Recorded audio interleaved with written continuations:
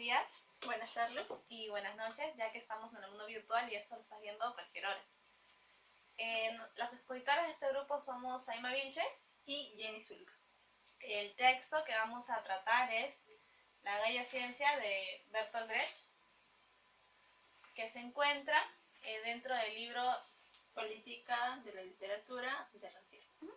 Este texto tiene una segmentación original de 4 segmentos, 4 partes, las cuales vamos a seguir explicando las ideas centrales de cada parte. Entonces, para comenzar, queremos hablar brevemente de quién es Bertolt Brecht. Y bueno, Bertolt Brecht era un poeta y dramaturgo alemán, el cual nació en 1898 y murió en 1956 y fue muy influyente en el siglo XX. Su obra estuvo colindando con la época de la Segunda Guerra Mundial y estuvo bastante en crítica o en contra del fascismo y del nazismo del gobierno de Hitler. Bertolt Brecht también es creador del llamado teatro épico o dialéctico. Así es. Entonces, para iniciar, en el primer segmento la palabra clave sería representación. Y bueno, la idea principal. Ya. Bertolt Brecht toma los postulados del marxismo, el cual se ve reflejado especialmente en su obra teatral. En el teatro brechtiano hay un pequeño guiño o tic. Este guiño, hay dos formas de tomarlo, como nos dice el autor, es una metáfora, ¿no es cierto? La primera forma sería como una ironía, es decir, que oculta una verdad, y la segunda forma sería como una doble verdad. Esta segunda forma es a la que se alinea Brecht, es la que encontramos presente en su obra, esa doble verdad. Ya. Este guiño o tic se presenta mediante la representación, es decir, la puesta en escena de la verdad, llamado como lo real, el cual se desdobla. En el teatro de Brecht toma forma la verdad en la actualidad política, en donde se presenta una lucha entre la burguesía y el proletariado, en donde la clase dominante manipula a la clase más baja. En el teatro de Brecht se pierde lo verdadero al ser representado, porque lo real es transformado en un discurso ficcional y esto solamente es refractado mediante de la sociedad. Ahora estamos hablando de lo verdadero, ¿no es cierto? ¿Cuál es el poder de lo verdadero? El autor nos dice que el poder de lo verdadero desmitificaría simplemente las ilusiones del espectador pequeño burgués. ¿Por qué estamos hablando de un teatro que anteriormente al teatro épico se considera que va dirigido a una clase burguesa? A una clase en específico. Entonces, el autor nos muestra un problema y una respuesta al problema. El problema sería qué hacer con la verdad de Brecht para actualizar su utilidad, ¿no? Cómo actualizar la verdad de Brecht. Y la respuesta sería al transformar la revelación específica de la ideología racista en puesta en guardia contra la tentativa eterna de los grandes de manipular a los pequeños. Ahora, para explicar esto, ¿no? Pasamos al segundo segmento. ¿Aquí vamos a hacer la intervención crítica? ¿Sí? Sí, está bien. Pasamos a la intervención crítica antes de pasar al segundo segmento. Entonces, lo que ocurre es que en este momento en esta actualidad hay una utilidad del teatro brechtiano que es hacer un cambio de actitud, ¿no es cierto? Generar un cambio de actitud entre los que lo están viendo. Para cómo actualizaríamos esta utilidad de ese teatro social. Bueno, pues como un ejemplo en nuestra actualidad podríamos poner el caso de la TV basura. Claro, en donde se ve que aún hay intereses de los grandes manipulando a los pequeños, que sería en general el pueblo espectador. Entonces, aún un teatro en el que el espectador pueda tomar una postura y se muestre cómo hay intereses que buscan manipularlo mediante la representación de repente la corrupción o la violencia que vive el país, sería una forma de actualizar ese teatro, ¿no es cierto? Un teatro que aún haría que el espectador se interese en lo social, que critique lo social y que sea consciente de qué rol juega dentro de la sociedad en la que vive. Cuando nos pasamos al segundo segmento, podemos hablar sobre la representación o la puesta en escena de Brecht, el que sugiere que debe producir un efecto. Como acabamos de hablar sobre la TV basura y en contraposición sobre los temas de corrupción, sobre temas en específicos que importan a la sociedad, en el teatro de Brecht lo que se busca es producir un efecto o un cambio. Es decir, este teatro tiene que tener una eficacia, y dicha eficacia se va a consolidar en la producción. La producción es la segunda palabra clave de texto. De este segmento.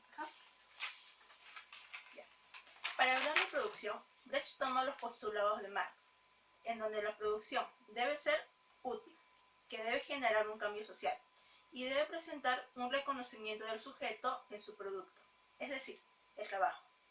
Dichos postulados se encuentran en una contradicción, ya que en la estética de la vanguardista de la objetividad y la política de la eficacia se impusieron por sobre la ética del trabajo, es decir, la utilidad, y la metafísica del reconocimiento, es decir, el trabajo. Acá se produce una toma de conciencia, el cual busca liberar al espectador de la ilusión de una ideología. Así es, entonces, esta liberación de la que habla mi compañera se produce mediante una técnica que usan en ese teatro, que es el distanciamiento. O la técnica del no reconocimiento. O la técnica del no reconocimiento. ¿De qué trata esto?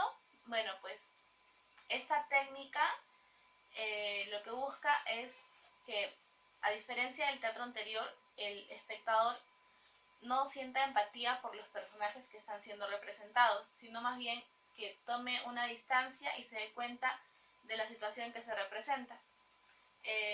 Aquí el espectador ya no se proyecta en el personaje en el que ve.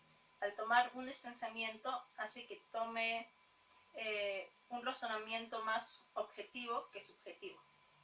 Claro, aquí podemos hablar básicamente de algunas diferencias que hay entre el teatro aristotélico y el teatro dialéctico. En el teatro aristotélico el hombre transita sobre el tiempo y el lenguaje, en cambio en el dialéctico estudia el hombre en su carácter epocal, es decir, lo muestra diferente a otras épocas. Otra característica importante del dialéctico es que el hecho de la existencia no es condición de autoconocimiento. ¿Cómo se logra este autoconocimiento? Bueno, se logra a través de lo social, de la conciencia de clases. Es muy importante. Este teatro dialéctico busca generar conciencia de clases. Entonces, a eso nos referimos con esta técnica del distanciamiento. Como diferenciación del teatro dialéctico y el teatro aristotélico, mientras que el teatro aristotélico solamente busca entretener, que sea como un gusto del espectador, el teatro dialéctico lo que busca es producir un cambio en el espectador, es decir, como una catarsis. El teatro aristotélico podríamos llamarlo también el teatro culinario, y el teatro dialéctico como el teatro de producción. Mientras que el teatro de culinario es solamente un teatro de gusto y de ejemplos, nada más por decirlo así. En el teatro de producción es un conjunto de interpretación y transformación, porque al fin y al cabo lo que busca es un cambio en el espectador y que produzca una utilidad o una eficacia. Entonces,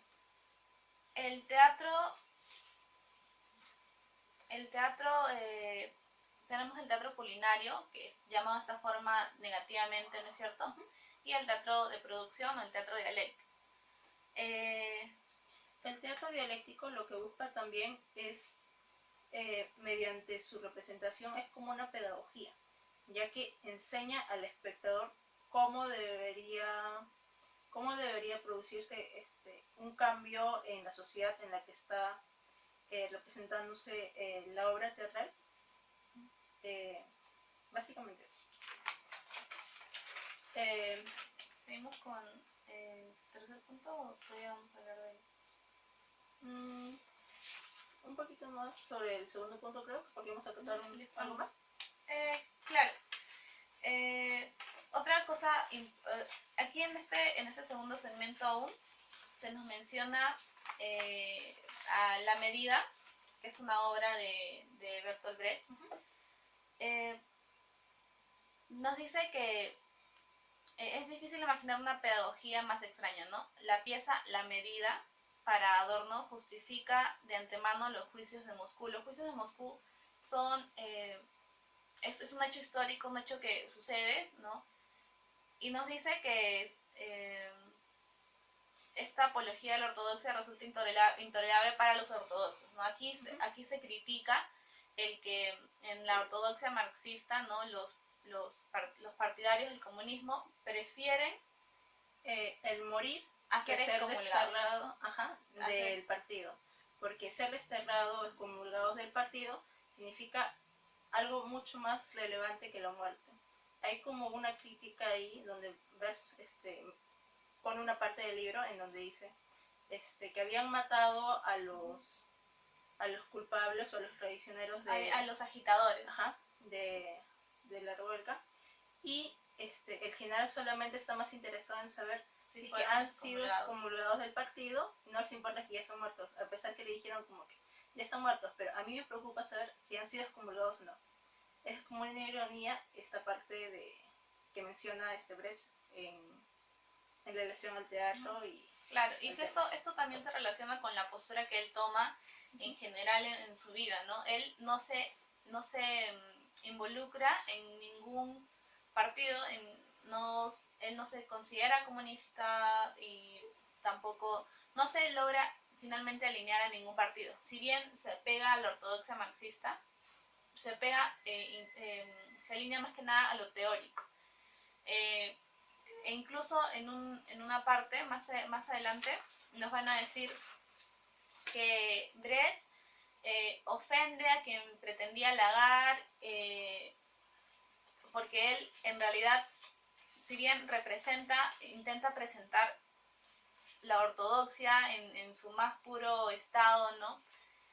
Al hacer esto, los que ven las representaciones no se sienten halagados ni están de acuerdo con lo que se está representando, ¿no?